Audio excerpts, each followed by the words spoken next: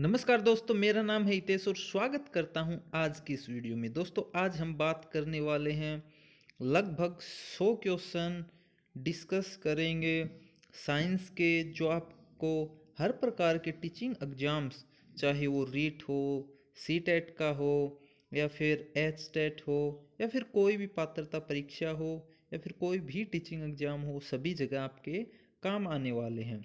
तो वीडियो को अंत तक ज़रूर देखिएगा दोस्तों। अगर आप हमारे चैनल पर नए हैं तो चैनल को सब्सक्राइब कर लीजिए और बेल आइकन को प्रेस कर लीजिए ताकि इसी प्रकार की लेटेस्ट वीडियोज आपको सबसे पहले मिलें। तो बिना टाइम वेस्ट किए चलिए शुरू करते हैं आज का वीडियो। वह ताप जिस पर द्रव गैस में बदल जाता है क्या कहलाता है? गलनांक, क्वथनांक, जमना या फिर उपरोक्त में से कोई भी नहीं। दोस्तों, सेल्फ असेसमेंट कीजिए। आपने कितनी तैयारी की है ज़रूर बताइएगा कमेंट सेक्शन में कमेंट करके। तो दोस्तों, इसका सही आंसर है क्वथनांक। जो द्रव है गैस में बदल जाता है उस ताप को कहते हैं क्वथनांक। अगला प्रश्न देखते हैं दोस्तों। अगला प्रश्न है दोस्तों, वाष्पीकरण की दर बढ़ती है। दोस्तों, इसमें बताना है वाष्पीकरण की दर क्यों बढ़ती है। सतह क्षेत्र बढ़ाने पर, ताप बढ़ाने पर, आर्द्रता में कमी से, या फिर इन सभी से वाष्पीकरण की दर बढ़ती है। तो दोस्तों, इसका सही आंसर होगा इन सभी से। सतह का क्षेत्र बढ़ाने से, ताप बढ़ाने से, या फिर आर्द्रता में कमी करने से, इन सभी से वाष्पीकरण की दर बढ़ती है। चलिए देखते हैं अगला क्वेश्चन। अगला क्वेश्चन है दोस्तों, पदार्थ के एक अवस्था से दूसरी अवस्था में बदलने की प्रक्रिया के दौरान ताप एक समान रहता है। इसका कारण है इसका कारण है ऑप्शन है गुप्त ऊष्मा, प्रसुप्त ऊष्मा, कम ऊष्मा का दिया जाना, या फिर ऑप्शन नंबर 1 और 2 दोनों, यानी गुप्त ऊष्मा और प्रसुप्त ऊष्मा दोनों। दोस्तों, ध्यान से पढ़िए और आंसर अपना सोचिए क्या आंसर हो सकता है। तो इसका आंसर होगा दोस्तों 1 और 2, यानी गुप्त और प्रसुप्त दोनों ऊष्मा जो होती हैं वो पदार्थ को एक से दूसरी अवस्था में बदलने के दौरान एक समान ताप रखती हैं। अगला क्वेश्चन देखते हैं दोस्तों। अगला क्वेश्चन है, बिना द्रव अवस्था में आए गैस का ठोस में बदल जाना क्या कहलाता है? ऑप्शन है संघनन, संगलन, वाष्पीकरण, या फिर ऊर्ध्वपातन। तो दोस्तों, इसका सही आंसर होगा ऊर्ध्वपातन। जो ऊर्ध्वपातन है इसमें जो द्रव होता है वो बिना दर सॉरी दोस्तों, इसमें जो ठोस होता है वो बिना द्रव्य अवस्था में आए डायरेक्ट गैस में बदल जाता है। इस क्रिया को ऊर्ध्वपातन कहते हैं। चलिए अगला क्वेश्चन देखते हैं।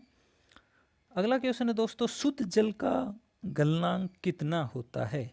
100 degree centigrade, 0 degree centigrade, 5 degree centigrade, या 78.3 सेंटीग्रेड। तो इसका सही आंसर है दोस्तों 0 डिग्री। 0 डिग्री पे जो जो शुद्ध जल है उसका गलनांक होता है 0 डिग्री। अगला क्वेश्चन देखते हैं दोस्तों। अगला क्वेश्चन है एलपीजी है। एलपीजी हमें यहाँ बताना है एलपीजी क्या है। मिश्रण है, यौगिक है, तत्व है, या उपरोक्त में से कोई भी नहीं है। तो दोस्तों, अगर आप भी यही सोच रहे हैं तो आपका आंसर बिल्कुल सही है। एलपीजी एक मिश्रण है। चलिए अगले क्वेश्चन की तरफ बढ़ते हैं। अगला क्वेश्चन है दोस्तों, निम्नलिखित में से कौन सा समांगी मिश्रण है? ऑप्शन है स्टार्च और शर्करा, मेथेनॉल और जल, ग्रेफाइट और चारकोल, कैल्शियम कार्बोनेट और कैल्शियम बाइकार्बोनेट। तो दोस्तों, इसका सही आंसर है मेथेनॉल और जल। मेथेनॉल और जल समांगी मिश्रण हैं। चलिए देखते हैं अगला क्वेश्चन दोस्तों। अगला क्वेश्चन है, निम्नलिखित में से कौन सा टिंडल प्रभाव को प्रदर्शित करता है? ऑप्शन है नमक का घोल, कॉपर सल्फेट का विलयन, स्टार्च विलयन, या फिर उपरोक्त सभी टिंडल प्रभाव को प्रदर्शित करते हैं। एक ऑप्शन चुनिए दोस्तों। तो दोस्तों इसका सही आंसर है स्टार्च विलियन। स्टार्च जो विलियन है ये टिंडल प्रभाव को प्रदर्शित करता है। चलिए दोस्तों अगला क्वेश्चन की तरफ बढ़ते हैं। अगला क्वेश्चन है निम्नलिखित में से किसमें भौतिक परिवर्तन नहीं है। ये जो नीचे कंडीशंस दी गई हैं इनमें से हमें बताना है भौतिक परिवर्तन कौन सी कंडीशन में नहीं हो रहा। पहला है लोहे का पिघलना, लोहे में जंग लगना, लोहे की छड़ का मुड़ना या फिर लोहे को खींचकर तार बनाना। इनमें से हमें बताना है कि इसमें भौतिक परिवर्तन नहीं हो रहा है। तो दोस्तों लोहे में जंग लगना, इसमें दोस्तों भौतिक परिवर्तन नहीं हो रहा है, तो इसका सही आंसर है लोहे में जंग लगना। अगला क्वेश्चन देखते हैं दोस्तों। अगला क्वेश्चन है निम्न में से कौन सा पदार्थ गर्म करने पर रासायनिक परिवर्तन प्रदर्शित करता है। ऑप्शन है sodium chloride, silica, lead nitrate या फिर प्लेटिनम तार। दोस्तों इसका सही आंसर होगा lead nitrate. Lead nitrate option number 3।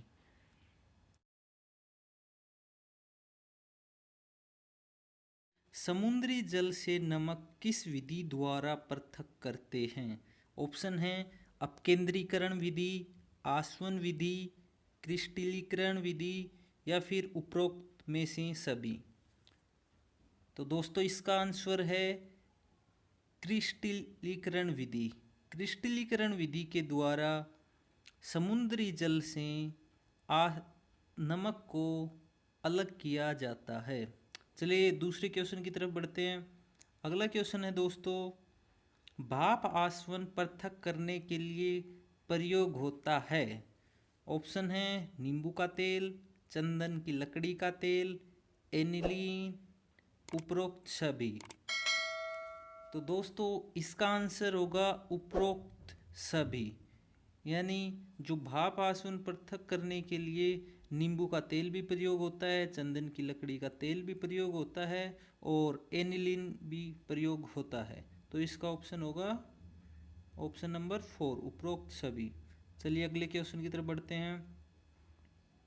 अगला क्वेश्चन है दोस्तों लाल तथा नीली स्याही का मिश्रण पृथक किया जाता है। ऑप्शन है आसवन द्वारा, क्रिस्टलन द्वारा, क्रोमेटोग्राफी द्वारा, ऊर्ध्वपातन द्वारा। तो दोस्तों इसका सही आंसर होगा क्रोमेटोग्राफी द्वारा। क्रोमेटोग्राफी द्वारा लाल तथा नीली स्याही के मिश्रण को अलग कर सकते हैं। चलिए अगले क्वेश्चन की तरफ बढ़ते हैं। अगला क्वेश्चन है दोस्तों जल में नमक को मिलाने के कारण, ये गलती से मिसप्रिंट हो गया है तो इसको थोड़ा ध्यान दीजिएगा। ये जल में है, जल में, जल में नमक को मिलाने पे। ठीक है दोस्तों, ये इसको काट देते हैं, इसकी जगह यहाँ पे लिख देते हैं में। जल में नमक को मिलाने के कारण क्या होता है। ऑप्शन है क्वथनांक बढ़ता है, क्वथनांक घटता है या फिर क्वथनांक के ऊपर कोई प्रभाव नहीं पड़ता या फिर हिमांक बढ़ता है। तो दोस्तों इसका सही आंसर होगा जल में नमक को मिलाने से उसका क्वथनांक बढ़ जाता है। अगले क्वेश्चन की तरफ बढ़ते हैं दोस्तों। अगला क्वेश्चन है टिंचर आयोडीन है। ऑप्शन है आयोडीन ग्लिसरॉल में, आयोडीन का अल्कोहल में, आयोडीन का ईथर में या उपरोक्त में से कोई नहीं। तो इसका आंसर होगा दोस्तों आयोडीन का अल्कोहल में टिंचर आयोडीन होता है। ऑप्शन नंबर 2 इसका सही आंसर होगा। चलिए अगले क्वेश्चन की तरफ बढ़ते हैं। अगला क्वेश्चन है कुरून पत्थर उदाहरण है। ऑप्शन है ठोस में ठोस का, द्रव में ठोस का, गैस में ठोस का या फिर ठोस में गैस का। तो दोस्तों इसका सही आंसर होगा कुरून पत्थर जो है वो ठोस में गैस का उदाहरण है। अगले प्रश्न की तरफ बढ़ते हैं दोस्तों। अगला प्रश्न है ठोसों में, जो ठोस पदार्थ होते हैं उनमें एरोसोल तंत्र का उदाहरण है। ऑप्शन है साबुन में झाग, दूध, धुआं, रूबी कांच। तो दोस्तों इसका सही आंसर है धुआं।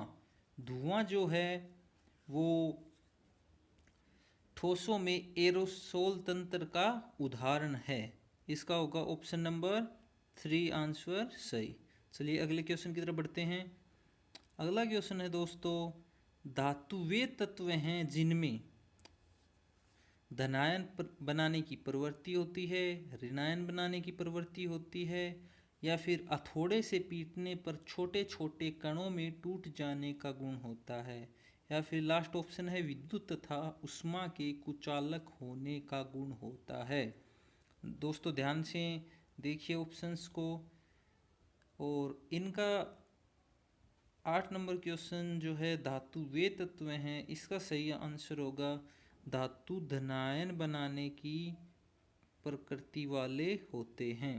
तो इसका होगा ऑप्शन नंबर 1। चलिए अगले क्वेश्चन की तरफ बढ़ते हैं।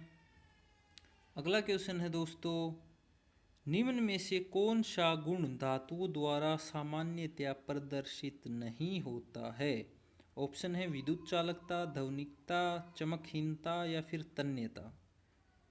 तो दोस्तों इसका सही आंसर होगा ऑप्शन नंबर 3 चमकहीनता। जो चमकहीनता है वो धातुओं द्वारा सामान्यतः प्रदर्शित नहीं होता है। अगले क्वेश्चन की तरफ बढ़ते हैं दोस्तों। अगला और लास्ट क्वेश्चन है, सोना धातु का घनत्व मैग्नीशियम की अपेक्षा होता है। ऑप्शन है कम, अधिक, बराबर या फिर इनमें से कोई नहीं। तो दोस्तों इसका सही आंसर होगा अधिक। जो सोना होता है उसका घनत्व मैग्नीशियम की अपेक्षा अधिक होता है।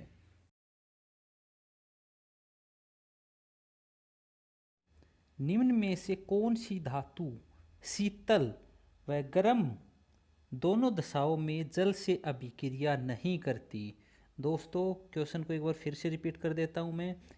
निम्न में से कौन सी धातु शीतल व गर्म दोनों दशाओं में जल से अभिक्रिया नहीं करती है? ऑप्शन है हमारे पास Na sodium, Ca calcium, Mg magnesium, Fe iron. तो इसका सही आंसर होगा दोस्तों जो आयरन है वो शीतल या गर्म किसी भी अवस्था में अभिक्रिया नहीं करती जल से। तो आंसर नंबर 4 इसका करेक्ट आंसर होगा। चलिए बढ़ते हैं अगले क्वेश्चन की तरफ। अगला क्वेश्चन है दोस्तों, निम्न में से कौन सी मिश्र धातु का प्रयोग बंदूकें बनाने में किया जाता है? ऑप्शन है कांसा, कॉन्स्टेंटन, मोनल मेटल या फिर गन मेटल। जी बिल्कुल दोस्तों, इसका आंसर है option number 4 gun metal. Option number 4 gun metal. चलिए अगले क्वेश्चन की तरफ बढ़ते हैं। अगला क्वेश्चन है दोस्तों, परमाणु में प्रोटॉन स्थित होता है। ऑप्शन है नाभिक के अंदर, नाभिक के बाहर या फिर परमाणु के बाहर या फिर इनमें से कोई भी नहीं। तो दोस्तों इसका आंसर होगा नाभिक के बाहर। ऑप्शन नंबर 1 जो परमाणु होता है उसके अंदर प्रोटॉन नाभिक के बाहर, नाभिक के अंदर स्थित होते हैं। Option number 1। ठीक है दोस्तों, तो इसका ऑप्शन नंबर 1 टिक कर देते हैं। अगला क्वेश्चन देखते हैं दोस्तों। अगला क्वेश्चन है, जब एक लोहे की कील को कॉपर सल्फेट के विलयन में डुबोया जाता है तो धीरे धीरे कॉपर सल्फेट के विलयन का रंग हल्का पड़ जाता है और लोहे की कील पर एक भूरे रंग की परत जम जाती है। यह उदाहरण है। दोस्तों एक बार क्वेश्चन फिर से रिपीट कर देता हूँ। जब किसी लोहे की कील को कॉपर सल्फेट के विलयन में डुबोया जाता है तो धीरे धीरे कॉपर सल्फेट के विलयन का जो रंग है वो हल्का पड़ने लग जाता है और लोहे की कील पर एक भूरे रंग की परत जम जाती है। तो ये उदाहरण किस चीज़ का है? ऑप्शन है हमारे पास विघटन अभिक्रिया का, द्विविस्थापन अभिक्रिया का, या फिर विस्थापन और रेडॉक्स अभिक्रियाओं का, या फिर संयोजन अभिक्रिया का। ऑप्शन आपके सामने है दोस्तों, और इसका करेक्ट आंसर होगा दोस्तों विस्थापन और रेडॉक्स अभिक्रियाओं का। Option number 3। चलिए अगला क्वेश्चन देखते हैं दोस्तों। अगला क्वेश्चन है, वे स्पीसीज जिनमें परमाणु क्रमांक तथा द्रव्यमान दोनों वे स्पीसीज जिनमें परमाणु क्रमांक तथा द्रव्यमान संख्या दोनों भिन्न भिन्न हों परंतु न्यूट्रॉन की संख्या समान है, वह कौन से होते हैं? ऑप्शन है हमारे पास समस्थानिक, समभारिक, सम न्यूट्रॉनिक या फिर सम इलेक्ट्रॉनिक। इसमें दोस्तों ध्यान रखना, न्यूट्रॉन की संख्या समान पूछी गई है, तो वो कौन से होते हैं? तो इसका ऑप्शन होगा ऑप्शन नंबर 3 सम न्यूट्रॉनिक। चलिए अगले क्वेश्चन की तरफ बढ़ते हैं दोस्तों। अगला क्वेश्चन है, यदि किसी द्रव पर दाब बढ़ता है तो उसका क्वथनांक बढ़ता है, परिवर्तित नहीं होता, या फिर पहले घटता है और फिर बढ़ता है, या सिर्फ घटता जाता है? तो दोस्तों ऐसी स्थिति अगर हो तो किसी भी द्रव का जो क्वथनांक है वो बढ़ेगा, तो इसमें ऑप्शन नंबर 1 करेक्ट आंसर होगा। चलिए अगले क्वेश्चन की तरफ बढ़ते हैं। अगला क्वेश्चन है दोस्तों, निम्न में से कौन सी मिश्र धातु में घटक के रूप में अधातु होती है? ऑप्शन है अमलगम, स्टील, ब्रोंज, ब्रोस जिसे पीतल भी कहते हैं। तो इसका करेक्ट आंसर होगा स्टील, ऑप्शन नंबर 2। चलिए अगला क्वेश्चन देखते हैं दोस्तों। अगला क्वेश्चन है, जो फास्फोरस होता है उसको पानी में रखा जाता है, क्यों? ऑप्शन है जल शुद्धिकरण के लिए, जल को मृदु बनाने के लिए, ऑक्सीजन से इसके संपर्क को रोकने के लिए, या फिर इसे विकृत करने के लिए।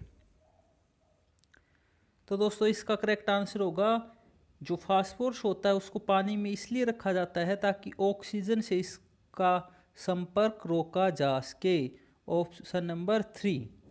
चलिए अगले क्वेश्चन की तरफ बढ़ते हैं दोस्तों। अगला क्वेश्चन है, धात्विक ऑक्साइड कैसी प्रकृति के होते हैं? ऑप्शन है हमारे पास उदासीन, अम्लीय, क्षारीय या फिर उभयधर्मी। तो इसका करेक्ट आंसर होगा दोस्तों ऑप्शन नंबर 3 क्षारीय।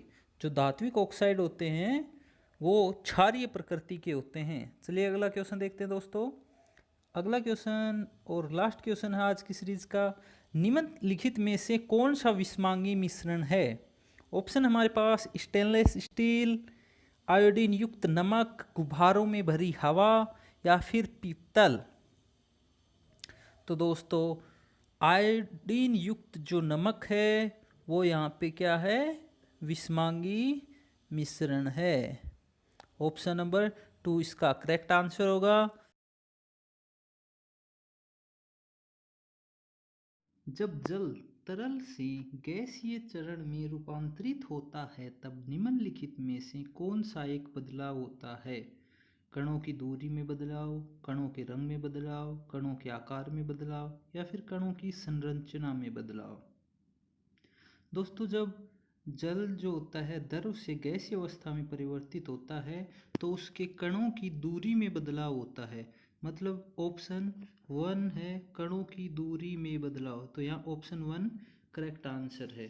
चलिए अगला क्वेश्चन देखते हैं दोस्तों। जब कोई कॉपर की प्लेट लंबे समय तक नम वायु में खुली रखी रहती है तो इस पर एक हल्की हरी परत जम जाती है, यह हरा पदार्थ होता है। ऑप्शन हमारे पास कॉपर सल्फेट, कॉपर हाइड्रोक्साइड और कॉपर सल्फेट का मिश्रण, कॉपर कार्बोनेट और कॉपर सल्फेट का मिश्रण, या फिर कॉपर कार्बोनेट और कॉपर हाइड्रोक्साइड का मिश्रण। तो दोस्तों जो हरे रंग की परत होती है वो कॉपर कार्बोनेट और कॉपर हाइड्रोक्साइड की परत होती है।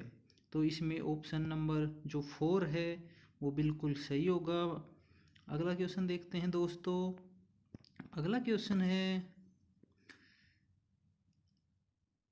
निम्नलिखित में से 3 धातुओं के ऐसे समूह को चुनिए जो मुक्त अवस्था में पाई जाती हैं, अर्थात हमें प्रकृति में डायरेक्ट मिल जाती हैं। ऑप्शन है हमारे पास कॉपर गोल्ड आयरन, या फिर सिल्वर गोल्ड प्लेटिनम, या फिर एल्यूमिनियम कॉपर सिल्वर, या फिर गोल्ड आयरन या सिल्वर। तो दोस्तों जो ऑप्शन नंबर 2 है हमारे पास, silver, gold, platinum, option number 2, ये हमें प्रकृति में मुक्त अवस्था में पाई जाती हैं तीनों ही धातुएं। अगला क्वेश्चन देखते हैं दोस्तों। अगला क्वेश्चन है, कौन सा अम्ल प्रतिरोधक क्षमता में सुधार के लिए प्रयुक्त होता है?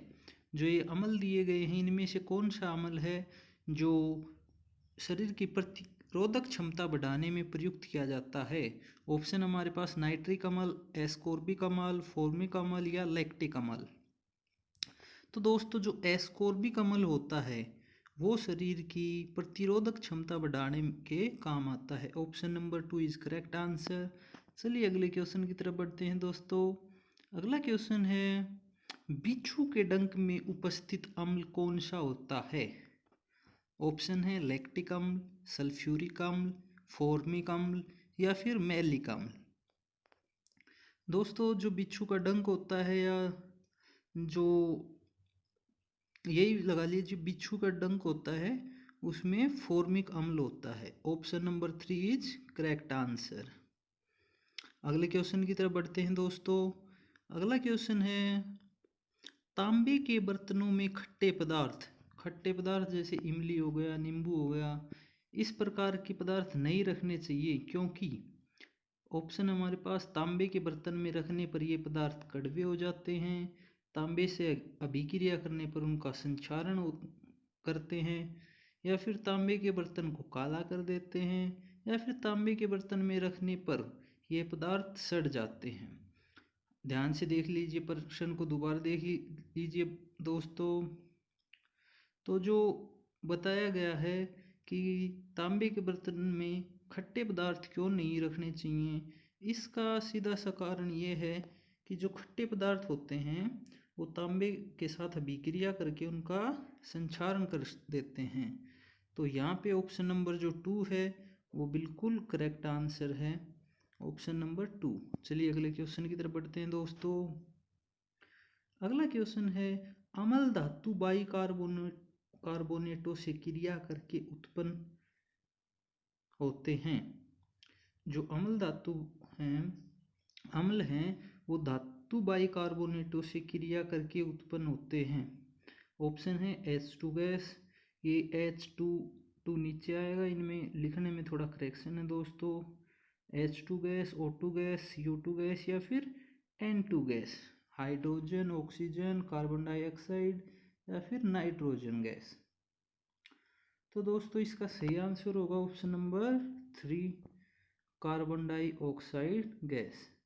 जो धातु बाई कार्बोनेट होते हैं उनसे अम्ल क्रिया करके CO2 गैस उत्पन्न करते हैं। चलिए अगला क्वेश्चन देखते हैं। अगला क्वेश्चन है दोस्तों, अम्लों से जल की क्रिया किस प्रकार की क्रिया है? अगर हम अम्ल और जल को मिलाते हैं तो ये कौन सी क्रिया है? ऑप्शन है ऊष्माशोषी, ऊष्माक्षेपी, उदासीन या फिर इनमें से कोई नहीं। तो जो अम्ल और जल की क्रिया होती है दोस्तों वो होती है ऊष्माक्षेपी, इसमें से ऊष्मा निकलती है। तो ऑप्शन नंबर 2 करेक्ट आंसर। चलिए अगला क्वेश्चन देखते हैं। अगला क्वेश्चन है, गुड़हल के पुष्प के सूचक को क्षारीय विलयन में मिलाने पर क्षारीय विलयन का हरा हो जाता है या फिर लाल हो जाता है, नीला हो जाता है या फिर विलयन पर कोई भी प्रभाव नहीं पड़ता। तो दोस्तों जो गुड़हल का पुष्प का सूचक होता है उसको क्षारीय विलयन में मिलाने पर वो जो विलयन का रंग है वो हरा हो जाता है। तो ऑप्शन नंबर 1 यहाँ पे करेक्ट आंसर होगा। चलिए अगले क्वेश्चन की तरफ बढ़ते हैं।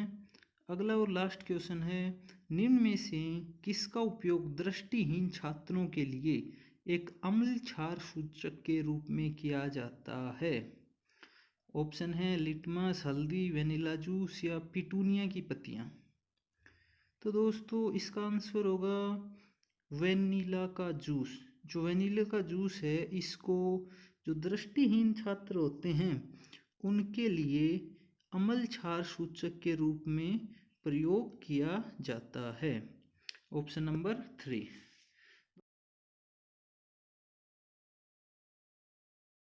निम्नलिखित में से कौन सा अम्ल हमारे आमाशय में पाया जाता है जो भोजन को पचाने में सहायता करता है?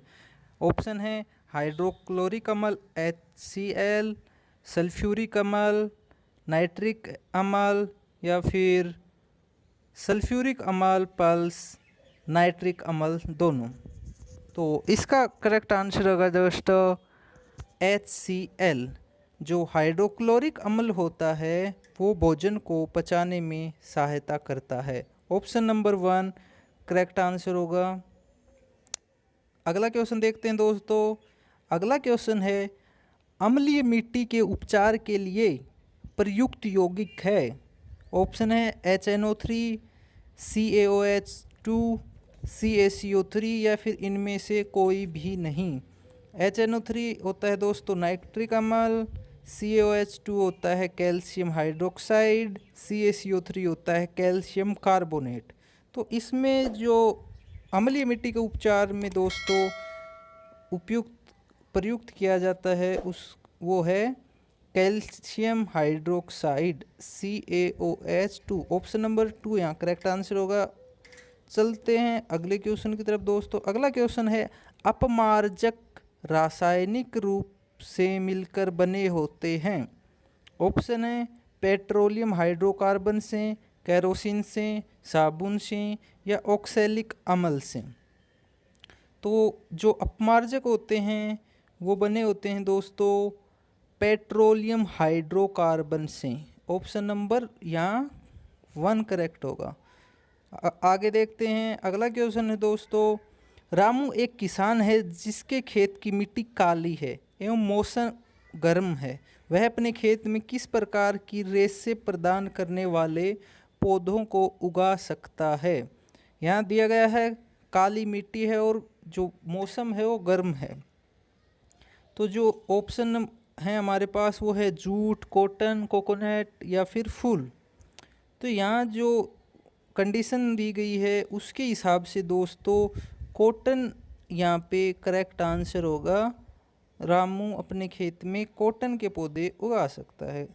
कॉटन जिससे प्राप्त होती है वो पौधे उगा सकता है। अगला क्वेश्चन देखते हैं दोस्तों। अगला क्वेश्चन है पौधे के कौन से भाग से जूट प्राप्त होती है? जो पौधा होता है उसका कौन सा भाग है जिससे जूट प्राप्त होती है? ऑप्शन है जड़, तना, पत्ती, फूल। तो जो जूट होती है वो दोस्तों तनिए से प्राप्त होती है। ऑप्शन नंबर 2 यहाँ करेक्ट आंसर होगा। अगला क्वेश्चन देखते हैं दोस्तों। अगला क्वेश्चन है कपड़ा प्राप्त करने का सही क्रम है। ऑप्शन आपके सामने स्क्रीन पे हैं दोस्तों। तो जो कपड़ा प्राप्त करने का सही क्रम है यहाँ पर है ऑप्शन नंबर 2 के अंदर। सबसे पहले फाइबर होता है, उसको यौन और फिर फैब्रिक बनता है, उसके बाद मतलब जो होता है कपड़ा तैयार होता है। तो ऑप्शन नंबर 2 यहाँ करेक्ट आंसर होगा। अगला क्वेश्चन देखते हैं दोस्तों। अगला क्वेश्चन है कॉटन किसका बहुलक है? ऑप्शन है रेयॉन का, नायलॉन का, ग्लूकोज का या फिर पॉलीथीन का। तो जो कॉटन होता है वो ग्लूकोज का बहुलक होता है। ऑप्शन नंबर 3 यहाँ पे करेक्ट आंसर होगा। अगले क्वेश्चन की तरफ बढ़ते हैं दोस्तों। अगला क्वेश्चन है प्रेशर कुकर, गैसकेट आदि के निर्माण में प्रयुक्त प्लास्टिक है। जो हमारा प्रेशर कुकर या फिर जो होते हैं इनका जो हत्था बनाया जाता है, पकड़ने वाला होता है, इनमें कौन से प्लास्टिक का उपयोग किया जाता है? ऑप्शन है पॉलीवोइलिन क्लोराइड, टेफ्लॉन, बैकलाइट या पॉलीस्टाइरीन। तो जो इनके वो प्लास्टिक होते हैं दोस्तों बने होते हैं बैकेलाइट के, जो कुचालक होते हैं जिनसे गर्म नहीं लगता है हमें। तो ऑप्शन नंबर 3 इसका होगा करेक्ट आंसर। अगले के जब वर्षा जल में अम्ल की मात्रा अत्यधिक होती है तो यह वर्षा अम्ल वर्षा कहलाती है। इसमें कौन कौन से अम्ल होते हैं? ऑप्शन है कार्बोनिक अम्ल, सल्फ्यूरिक अम्ल, नाइट्रिक अम्ल या फिर ये सभी। तो जो अम्लीय वर्षा होती है उसमें दोस्तों ये सभी अम्ल होते हैं, नाइट्रिक, सल्फ्यूरिक, कार्बोनिक अम्ल। अगला क्वेश्चन देखते हैं दोस्तों। अगला क्वेश्चन है निम्न में से किस विलयन की पीएच को पीएच पत्र द्वारा प्रत्यक्ष रूप से ज्ञात नहीं किया जा सकता है? ऑप्शन है नींबू रस, तनु HCl, हाइड्रोक्लोरिक अम्ल या सोडियम बाइकार्बोनेट या फिर अपमार्जक का विलयन। तो दोस्तों जो सोडियम बाइकार्बोनेट होता है उसके डायरेक्ट पीएच पत्र द्वारा उसके पीएच को हम नहीं ज्ञात कर सकते हैं। तो ऑप्शन नंबर 3 यहाँ पे करेक्ट आंसर होगा।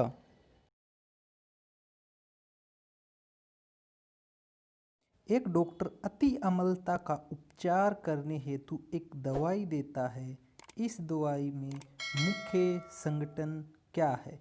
जो एक दवाई देता है डॉक्टर, उसमें मुख्य जो इंटीग्रेंट्स हैं वो क्या हैं? ऑप्शन है हमारे पास magnesium dichloride, calcium carbonate, sodium carbonate या फिर एल्यूमिनियम हाइड्रोक्साइड। तो इसका करेक्ट आंसर होगा दोस्तों एल्यूमिनियम डाई हाइड्रोक्साइड। जो ऑप्शन नंबर 4 है एल्यूमिनियम हाइड्रोक्साइड जो है वो करेक्ट आंसर होने वाला है। अगला क्वेश्चन देखते हैं दोस्तों। अगला क्वेश्चन है सल्फ्यूरिक अम्ल को तनु बनाने के लिए अम्ल को पानी में डालने की सलाह दी जाती है क्योंकि? ऑप्शन है अम्ल है कांच के बर्तन को तोड़ सकता है, अम्ल को तनु बनाने की प्रक्रिया अत्यधिक ऊष्माक्षेपी है, अम्ल को तनु बनाने की प्रक्रिया अत्यधिक ऊष्माशोषी है, या फिर अम्ल का पानी की ओर गहरा आकर्षण होता है। तो जो अम्ल है सल्फ्यूरिक अम्ल को तनु बनाने के लिए अम्ल को पानी में डालने की सलाह दी जाती है, वो इसलिए दी जाती है क्योंकि अम्ल जो है अम्ल को तनु बनाने की प्रक्रिया अत्यधिक ऊष्माक्षेपी होती है, इसलिए उसको पानी में डालने की सलाह दी जाती है। ऑप्शन नंबर 2 करेक्ट आंसर होने वाला है यहाँ पे। अगला क्वेश्चन देखते हैं दोस्तों। अगला क्वेश्चन है घाव पर फिटकरी लगाने से रक्तस्राव रुक जाता है क्योंकि? ऑप्शन है फिटकरी रक्त को स्कंदित करके थक्का बना देती है, फिटकरी घाव के आसपास तापमान को कम कर देती है, फिटकरी एक प्रतिरोधी है यानी एंटीसेप्टिक है, या फिर फिटकरी का टुकड़ा घाव को ढक देता है। तो घाव पे फिटकरी लगाने की सलाह इसलिए दी जाती है क्योंकि फिटकरी जो है वो रक्त का थक्का जल्दी बना देती है। तो ऑप्शन नंबर 1 करेक्ट आंसर होगा। ऑप्शन नंबर 1 करेक्ट होगा। अगला क्वेश्चन देखते हैं दोस्तों। अगला क्वेश्चन है विद्युत यंत्रों में बैकलाइट का प्रयोग किया जाता है क्योंकि यह? ऑप्शन है ऊष्मा का सुचालक है, विद्युत का सुचालक है, विद्युत का अचालक यानी कुचालक है, या फिर थर्मोप्लास्टिक है। तो जो विद्युत यंत्र होते हैं उनमें किसी भी प्रकार की हमें हानि नहीं हो, इसलिए बैकलाइट का प्रयोग किया जाता है क्योंकि जो बैकलाइट है वो विद्युत का अचालक होता है। अचालक मतलब कुचालक बोल सकते हैं, कुचालक होता है। तो ऑप्शन नंबर जो 3 है वो करेक्ट आंसर होगा दोस्तों। अगले क्वेश्चन की तरफ बढ़ते हैं। अगला क्वेश्चन है निम्नलिखित मानव निर्मित रेशों में से कौन सा कृत्रिम रेशम कहलाता है? ऑप्शन है एक्रिलिक, पॉलिएस्टर, नायलॉन या फिर रेयॉन। जो मानव निर्मित रेशे हैं उनमें से कृत्रिम रेशा कहा जाता है रेयॉन को। ऑप्शन नंबर 4 यहाँ करेक्ट आंसर होगा। अगले क्वेश्चन की तरफ बढ़ते हैं। अगला क्वेश्चन है निम्न में से अम्ल वर्षा में उपस्थित होता है?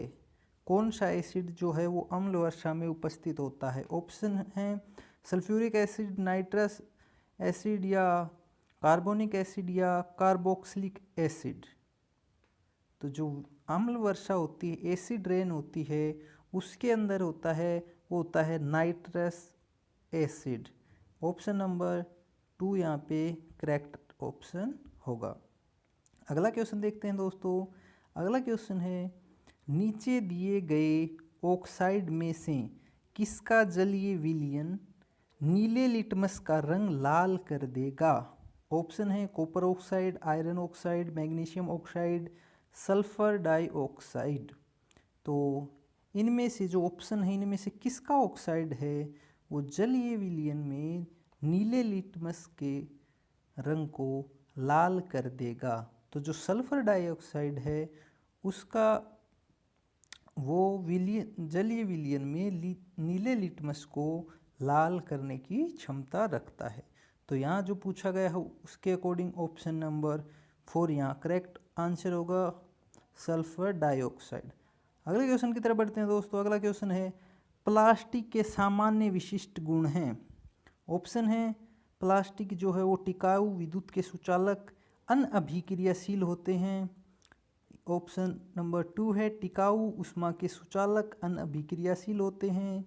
नेक्स्ट है उष्मा के सुचालक, वजन में हल्के, विद्युत के सुचालक होते हैं। और लास्ट ऑप्शन है टिकाऊ, वजन में हल्के और अनअभिक्रियाशील होते हैं। तो दोस्तों जो प्लास्टिक होता है वो टिकाऊ भी होता है, वजन में हल्के भी होते हैं और वो किसी प्रकार की कोई रिएक्शन नहीं करते हैं, इसलिए जो ऑप्शन नंबर 4 है वो करेक्ट आंसर होगा। अगला क्वेश्चन देखते हैं दोस्तों। अगला क्वेश्चन है हमारे शरीर की प्रत्येक कोशिका में डीएनए होता है तथा प्रोटीन एवं वसा भी पाए जाते हैं, तो डीएनए प्रोटीन तथा प्रोटीन में क्या समानता है?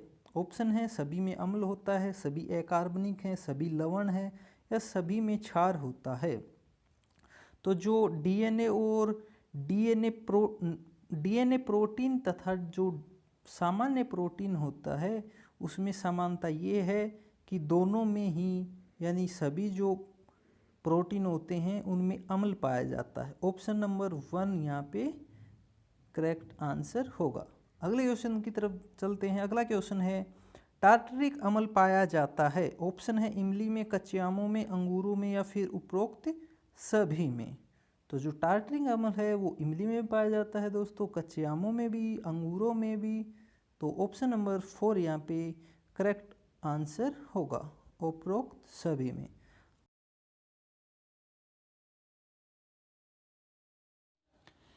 प्रोकैरियोटिक कोशिका में पाए जाने वाले क्रोमेटिन पदार्थों को कहा जाता है। ऑप्शन हमारे पास क्रोमेटिन, केंद्रिका, केंद्रक या फिर केंद्रकाय।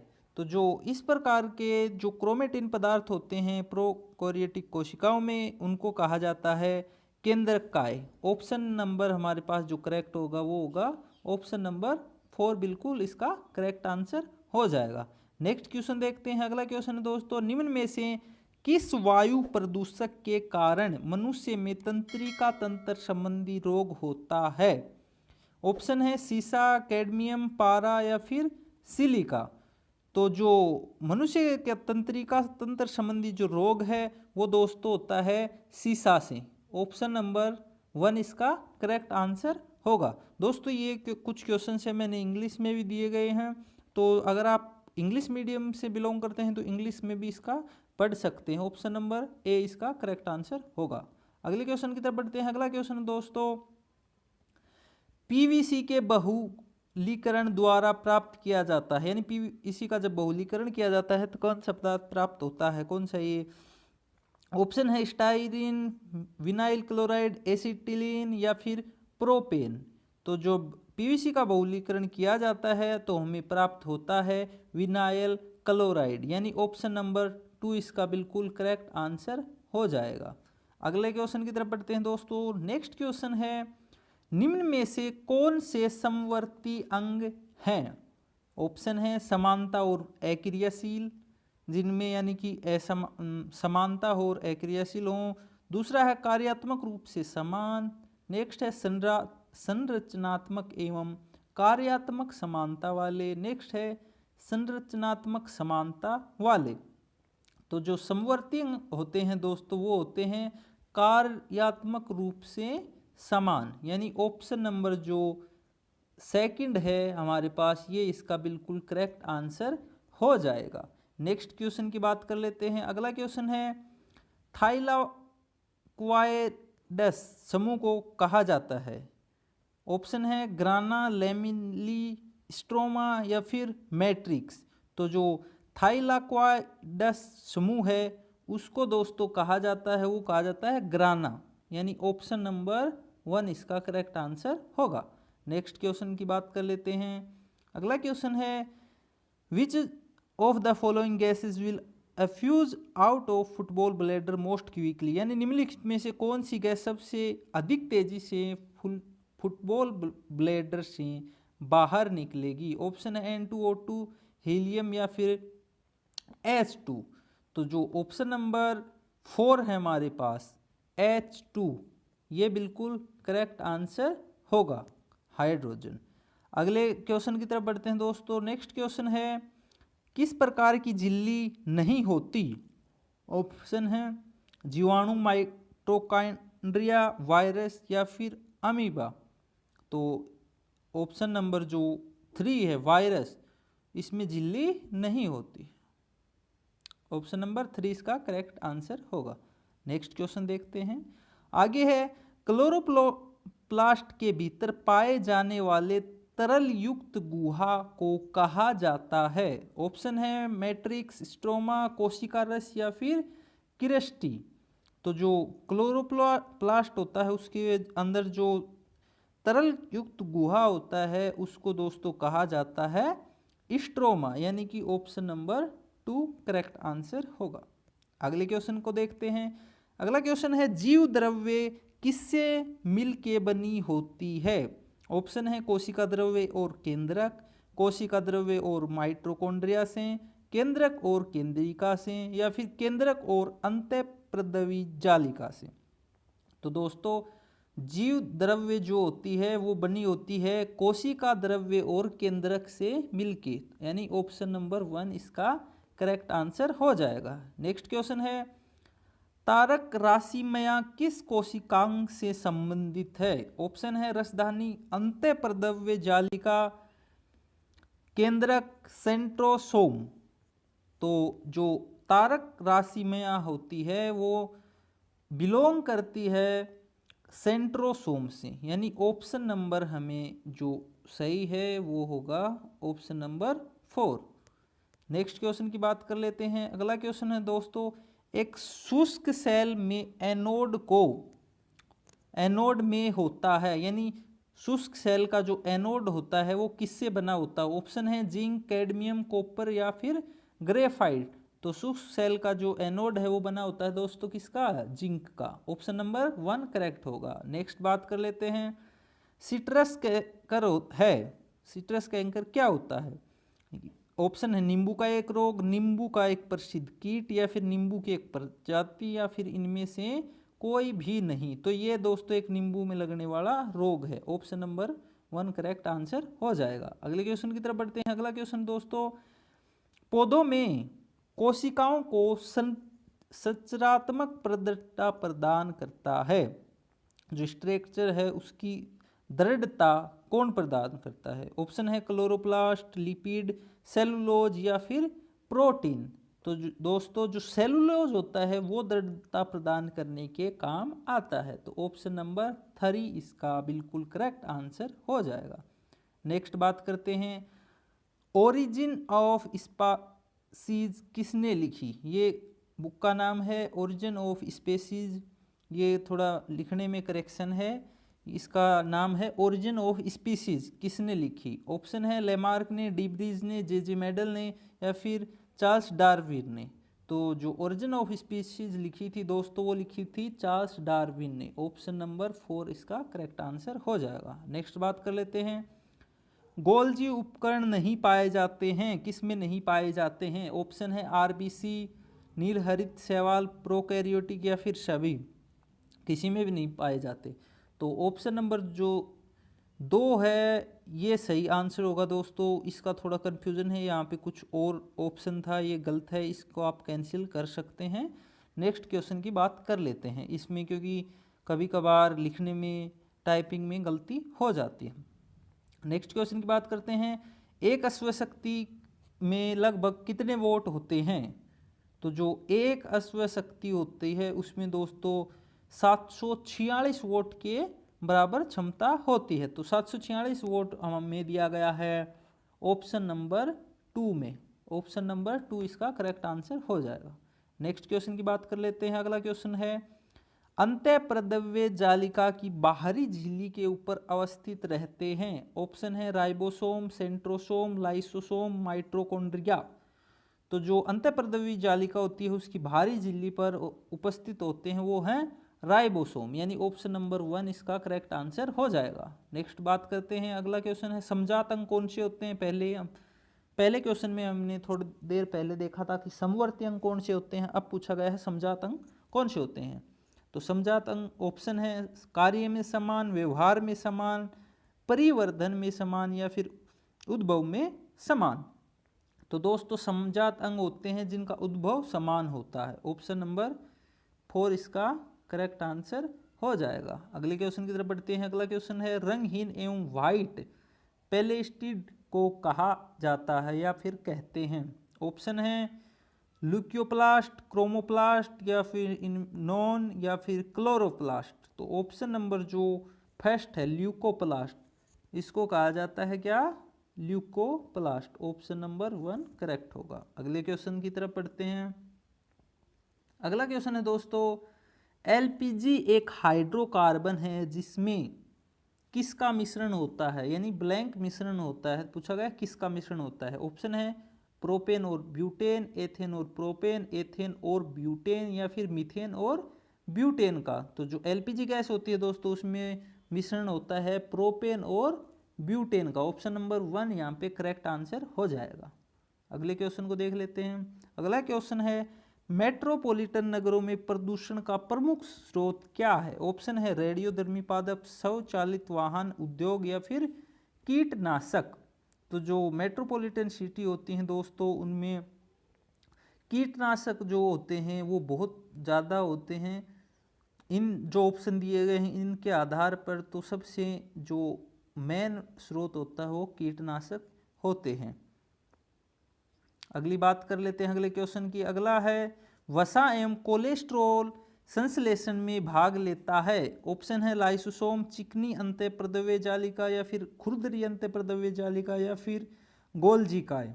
तो जो वसा एवं कोलेस्ट्रॉल संश्लेषण होता है उसमें भाग लेता है दोस्तों चिकनी अंतःप्रद्रव्य जालिका।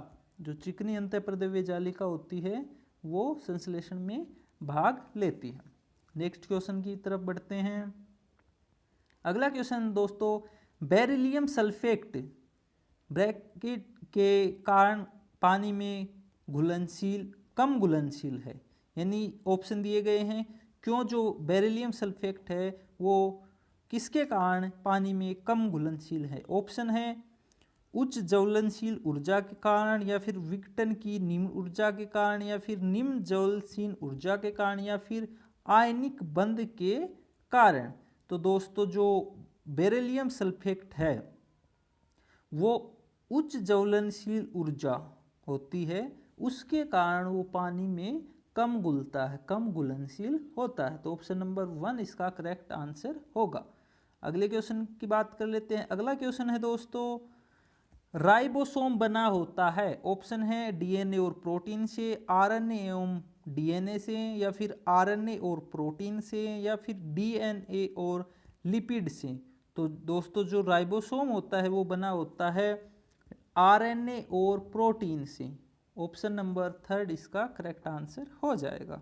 उम्मीद है दोस्तों आपको क्वेश्चंस अच्छे लग रहे होंगे, तो साथ ही वीडियो को लाइक कर दीजिएगा ताकि मेरा मोटिवेशन बढ़ता रहे, मैं आपके लिए इसी प्रकार के क्वेश्चंस आगे भी लेकर आता रहूं। नेक्स्ट क्वेश्चन की बात करते हैं। सैकरीन ब्लैंक से बना होता है। सैकरीन जो है वो किससे बना होता है। ऑप्शन है प्रोपेन, ब्यूटेन, टाइलिन या फिर फिनोल से। तो जो सैकरीन होता है दोस्तों वो बना होता है टाइल्यूलिन से। ऑप्शन नंबर 3 इसका करेक्ट आंसर हो जाएगा। नेक्स्ट बात कर लेते हैं। अगला क्वेश्चन है हीरा ग्रेफाइट से कठोर होता है क्योंकि। ऑप्शन है परमाणुओं की परत में अंतर, क्रिस्टलीय संरचना में भिन्नता, हीरे की चतुष्फलकीय संरचना या फिर इनमें से कोई भी नहीं। तो ऑप्शन नंबर जो 2 है दोस्तों, जो ऑप्शन नंबर 2 है यहाँ पे हमारे पास यहाँ पे कुछ ऊपर नीचे हो गया है, बट हीरे की जो ग्रेफाइट, हीरा जो है ग्रेफाइट से भी कठोर होता है। ये क्यों होता है, जो हीरे की चतुष्फलकीय जो संरचना होती है उसके कारण ये होता है। या फिर अगर ये क्वेश्चन अगर हम इसमें बात करते हैं कि हीरा और, क्योंकि इसमें अंतर पूछा गया है तो इसमें परमाणुओं की जो परत है उसके अंतर के कारण भी ये हो सकता है, क्योंकि दोनों में कंपैरिजन पूछा है। तो हम यहाँ पे बात कर लेते हैं ऑप्शन 2 करेक्ट होने की। इसमें थोड़ा कन्फ्यूजन है, आप भी सर्च कीजिएगा। मेरे हिसाब से तो ये यही होना चाहिए, क्योंकि हीरा और ग्रेफाइट का कंपैरिजन है। दोनों में को जो हीरा है वो क्यों कठोर होता है, वो इस कारण से हो सकता है।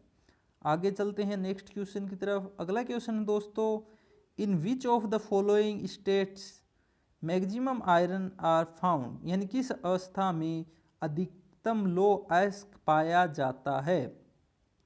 ऑप्शन है Fe3O4, Fe2O3, FeCO3, FeS2।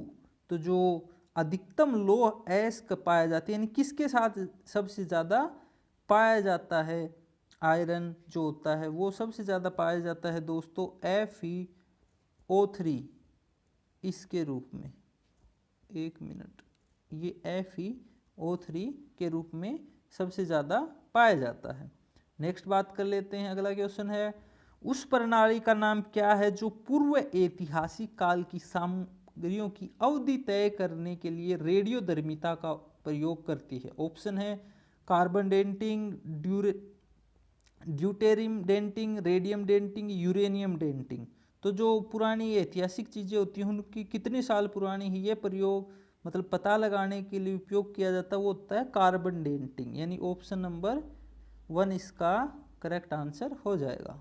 Next बात कर लेते हैं, निम्न में से कौन सा वायु प्रदूषक मनुष्य में रक्तचाप को बढ़ा देता है और दिल संबंधी समस्याएं पैदा करता है। ऑप्शन है कैडमियम, सीसा, तांबा या फिर पारा। तो ऐसा ही क्वेश्चन हमने एक पहले भी देखा था, उसमें सीसा था। इसमें जो ऑप्शन होगा वो कैडमियम बिल्कुल करेक्ट होगा। अगले क्वेश्चन की बात करते हैं। अगला क्वेश्चन है, जीवाणु एवं वायरस से रक्षा करने वाला कोशिकांग है। ऑप्शन है गोल्जी उपकरण, अंतःप्रद्रव्य जालिका, राइबोसोम या फिर लाइसोसोम। तो जीवाणु और वायरस से जो सुरक्षा करता है वो होते हैं lysosome. Option number 4 correct answer. अगला क्वेश्चन है दोस्तों, नेक्स्ट क्वेश्चन की बात करते हैं। अगले क्वेश्चन में है, नम सल्फर डाइऑक्साइड की विरंजन कार्रवाई इसकी ब्लैंक के कारण होती है। क्षारीय गुण के कारण, अम्लीय गुण के कारण या फिर अपचायक गुण के कारण या फिर ऑक्सीकारक गुण के कारण। तो जो नम सल्फर डाइऑक्साइड की विरंजक कार्रवाई होती है वो होती है अपचायक गुण के कारण, रिड्यूसिंग प्रॉपर्टी के कारण। अगला क्वेश्चन देख लेते हैं।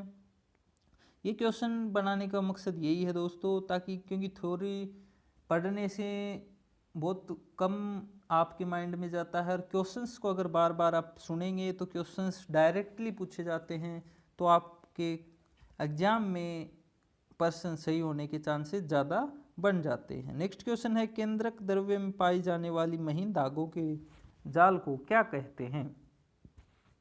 ऑप्शन है सेंट्रोसोम, अंतःप्रद्रव्य जालिका, केंद्रिका या फिर क्रोमेटिन जालिका। तो जो केंद्रिक द्रव्य में महीन धागों का जाल पाया जाता है उसको कहते हैं दोस्तों क्रोमेटिन जालिका। ऑप्शन नंबर 4 करेक्ट आंसर हो जाएगा, ऑप्शन नंबर 4।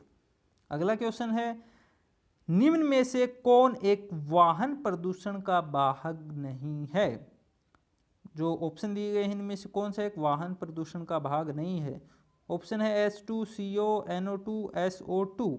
तो जो दोस्तों हमारे पास NO2 है, ये नाइट्रोजन है, जो नाइट्रोजन ऑक्साइड है, ये वाहन प्रदूषण का भाग नहीं होती है। अगला क्वेश्चन देख लेते हैं।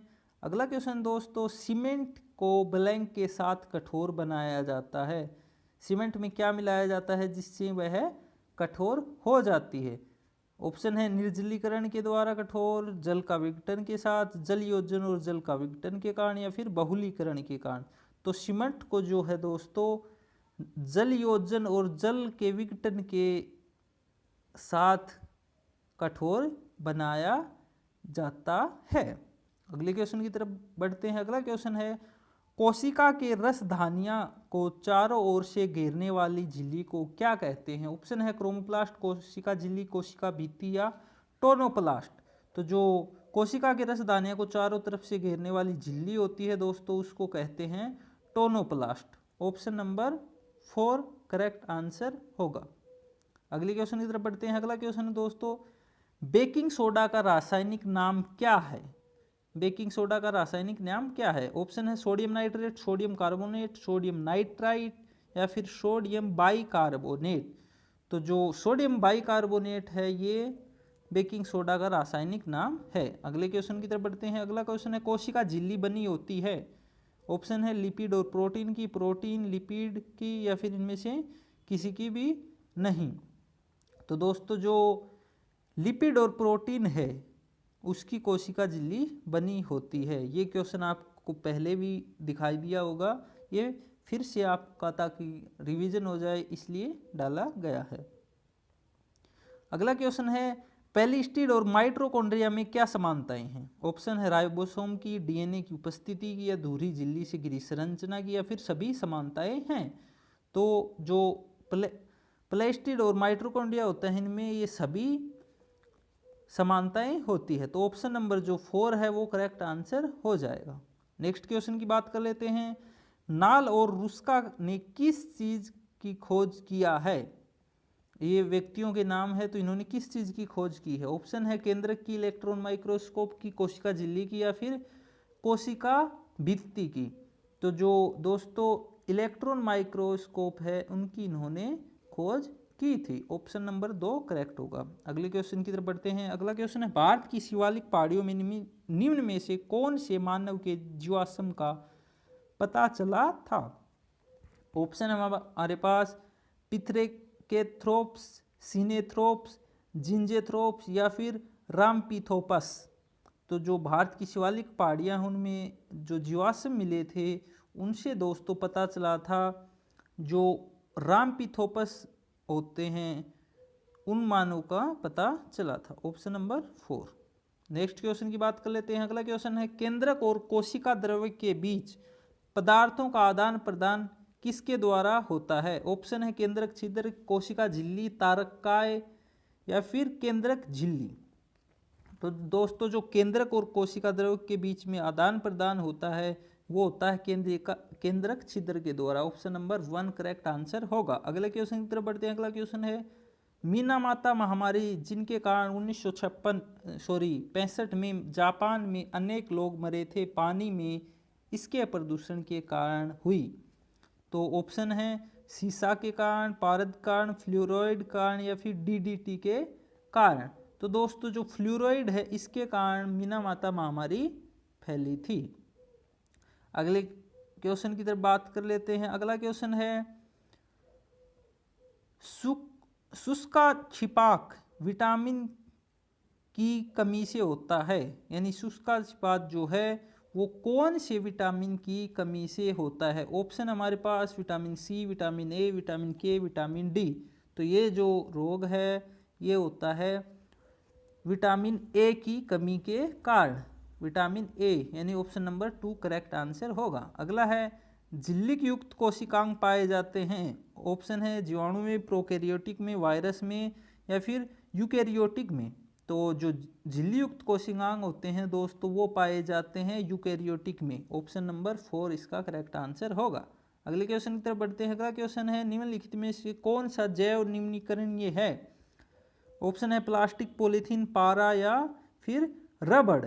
तो जो दोस्तों रबड़ होता है उसका निम्नीकरण हो जाता है, यानी वो जैव निम्नीकरण योग्य है।